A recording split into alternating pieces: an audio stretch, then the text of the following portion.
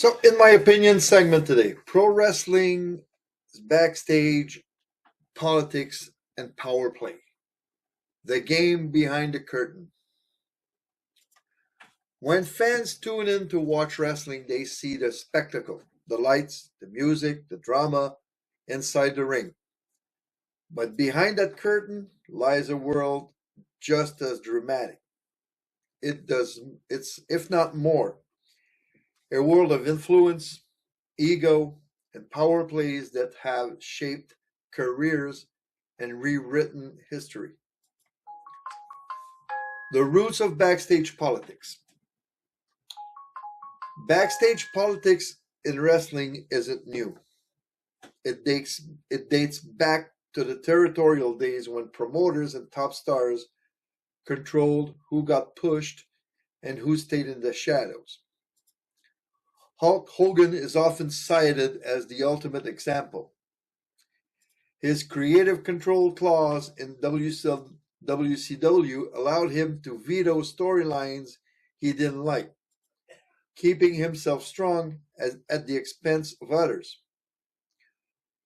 Hogan refused to lose to legends like Bret Hart and Shawn Michaels, and WCW's willingness to bend to his demand became a cautionary tale of unchecked power. Another example, Triple H's rise during WWE's Reign of Terror era is another textbook case. His ties with the Clique and later his marriage to Stephanie McMahon gave him influence that few could match. Decisions weren't just about what happened in the ring, they were about who had the pencil, who had Vince's ear, and who could play the long game. Modern examples, politics in the spotlight. Even in recent years, stories of political maneuvering have surfaced. Former WWE star Jake Hager revealed that John Cena allegedly refused to lose the WWE Championship to him after Hager's Money in the Bank win. Derailing what could have been a career-defining moment, Hager earned his shot, but influence trumped meritocracy. Cena himself addressed the topic, claiming that while politics existed in the past, today's WWE is more merit-based, driven by crowd reactions rather than personal agendas. Promoters hear the noise. If the fans demand it, you get another chance. Cena said, arguing that the industry has evolved since the cutthroat days of the 80s and 90s. Still, politics hasn't vanished. It's just subtler. Charlotte Flair being added to the WrestleMania 35 main event, despite Becky Lynch's meteoric rise, sparked speculation about promises and influence behind the scenes. The impact on storylines. Backstage power struggles have altered some of wrestling's most iconic storylines. The Montreal Screwjob remains the ultimate example of real-life tensions bleeding into the product. In WCW, Hulk Hogan's clash with Vince Russo at Bash at the Beach 2000 turned a planned feud into chaos, forcing Booker T into an impromptu win.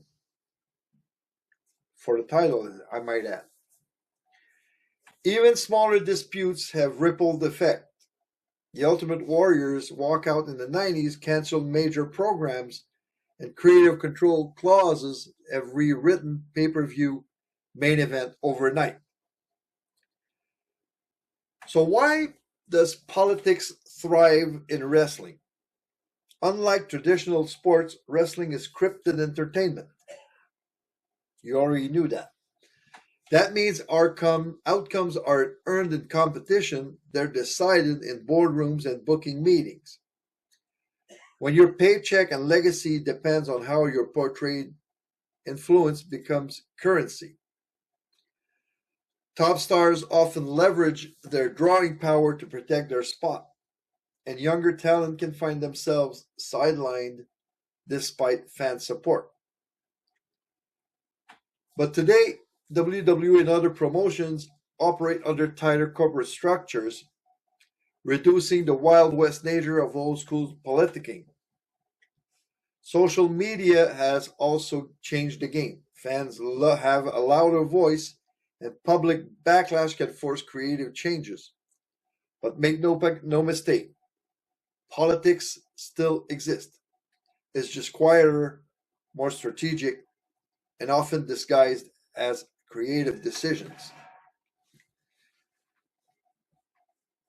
So, the big picture backstage politics is the shadow storyline of pro wrestling. A game of athletic ability, it has created a game where alliance, egos, and influence decide careers as much as athletic ability. It has created legends, buried pushes, and sparked controversies that fans still debate decades later. And while the industry has evolved, the truth remains in wrestling.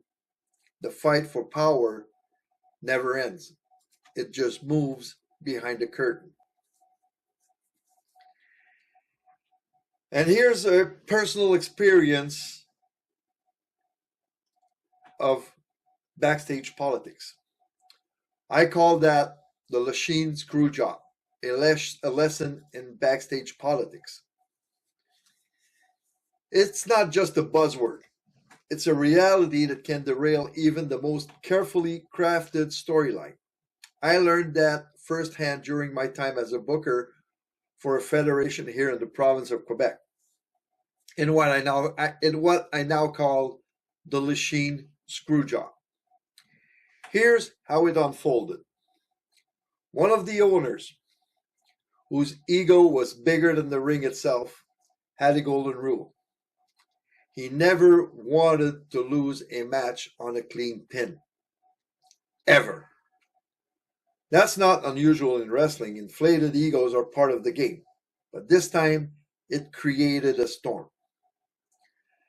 Our top prize at the time, the international title, the equivalent of a world championship in other promotion, was scheduled to be defended in another federation, and the owner asked to win the belt on that show.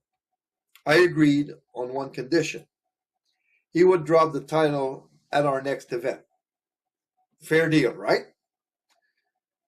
To protect his image, I even planned the loss with outside interference so he wouldn't have to take the clean pin. It was a perfect compromise, in my opinion. But then came the twist. Without telling me, the match went a complete other direction. He changed the booking behind my back. Instead of following the agreed plan, he lost the title in a completely different way. A referee stoppage during a submission hold, kind of like the Montreal Screwjob, even though he never tapped out. No interference, no drama, just a flat finish that made 0 sense for the story we were building. In one move, months of planning went up in smoke. The storyline collapsed, the credibility of the belt took a hit, and trust backstage was shattered. All because ego and politics outweighed the bigger picture. The lesson? In wrestling, the fight isn't just in the ring. It's behind the curtain. Creative control, personal pride, and power plays can turn a simple booking decision into a full-blown screw job. And when that happens, the fans aren't the only ones left wondering what just happened. The booker is too. So what's your take? Are backstage politics a necessary evil in wrestling? Or do they hold the business back? Which power play do you think changed the industry the most? Hogan's creative control, the Montreal Screwjob, or Cena's alleged influence? Drop your thoughts and let's talk about the game behind the game.